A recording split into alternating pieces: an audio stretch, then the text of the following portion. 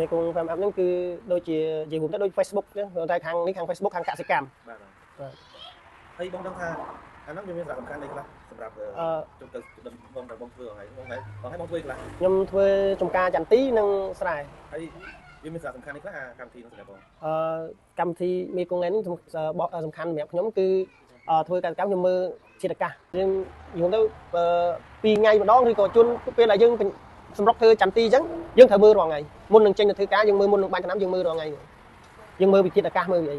ចឹងរាល់ថ្ងៃគឺលំឡើងមុនគេបាទគឺមើលធាតុអាកាសសិនមុននឹងទៅធ្វើអញ្ចឹងបើយើងអត់បានមើលយើងទៅធ្វើទៅប៉ះភ្លៀងមកវាដូចខ្ញុំនិយាយពីដើមវាខាតថ្នាំខាតអីដែលយើងត្រូវបាញ់ចន្ទីអញ្ចឹងបងគាត់ថាកម្មវិធីនោះវាមានប្រយោជន៍សម្រាប់យើងទៅលើអាកាសធាតុទៅលើការខុសផ្សេងជារូបជាអក្សរអញ្ចឹងតើបងគាត់ថាតើ app ហ្នឹងមានអីដែលធ្វើឲ្យកាន់តែល្អប្រសើរទៀតអាចមានលក្ខណៈពិសេសទៀតដែលអាចជួយយើងកាន់តែជួយយើងបានច្រើនទៀតអាចគួរតែមានអីផ្សេងទៀតគួរតែមានវីដេអូពិធីបរៀនវីដេអូថាបរៀនយើងឲ្យធ្វើដូចថាឥឡូវយើងចង់ធ្វើចន្ទីបានជោគជ័យតែមានវីដេអូចង់ឲ្យខាង app ហ្នឹងបង្កើតវីដេអូរបៀបថែទាំនិងរបៀបបាញ់ថ្នាំប្រើថ្នាំប្រើអីចឹងឲ្យចង់ឲ្យគាត់ធ្វើអញ្ចឹងឲ្យធ្វើជាវីដេអូប្រើបងនិយាយមកហ្នឹងនិយាយថាមានកាសសន្នអូហ្នឹងហើយនឹងមានប្រកាសសន្នទីហោថាឥឡូវមេឃប្រហែលថ្ងៃនេះនឹងត្រជាក់មេឃគឺក្តៅខ្លាំងយើងឲ្យជាសញ្ញាប្រាប់ថាផ្ញើសារក៏បានប្រាប់ថាឲ្យថែរក្សាសុខភាពនៅ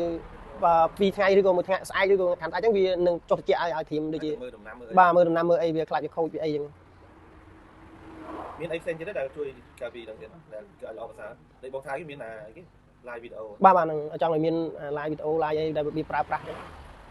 ប្រើប្រាស់ទៅលើខ្លះលើដូចជាអ្នកដែលឯកទេសខាងស្រូវចឹងចង់ឲ្យគាត់ធ្វើខាងស្រូវចឹងទៅអ្នកខាងចិញ្ចឹមសត្វចឹងឲ្យគាត់ធ្វើខាងចិញ្ចឹមសត្វហ្នឹងអុកអញ្ចឹងហើយដូចទីហោថាអ្នកដែលខាងចន្ទីចឹងគាត់មានជំនាញខាងចន្ទីចឹងចង់ឲ្យគាត់ធ្វើជាវីដេអូជួយប្រាប់ដល់ប្រជាពលរដ្ឋយើងដែលអ្នកធ្វើកសិកម្មនឹងទាំងអស់គ្នាចឹងឥឡូវបងអាចនិយាយថាគាត់អាចជួយណែនាំទៅជាជនជាតិផ្សេងទៀតដែលគាត់មានបំណងថាចង់បានព័ត៌មានដល់កសិកម្មដើម្បីណែនាំទៅគាត់បានបងអាចប្រាប់គាត់ថាម៉េចថាចូលទៅខាងណាធ្វើម៉េចដើម្បីទទួលបានកម្មវិធីមកប្រើយើងដើម្បីចង់បានកម្មវិធីមកប្រើយើងចូលទៅក្នុង App Store download កម្មវិធី Farm ហ្នឹងមកគឺ Farm វាយវាថាម៉េចខ្លះបងហ្នឹងតើថាមើលកដៅមេគង្គ Farm ហើយបើទៀតយើងចូលទៅក្នុងហ្នឹងដើម្បីបំពេញប្រវត្តិរូបរបស់យើងហើយយើងពេញវត្តរូបទៅយើងចូលទៅពីនេះទៅយើងបានបើកមើលវាឃើញពេញវត្តរូបហើយមើលតាមការណែនាំរបស់គេជាអក្សរខ្មែរមានអក្សរខ្មែរមានអីហើយយើងអាចបានបាទអាចបើកមើលបានហើយអរគុណច្រើនបងបាទអរគុណ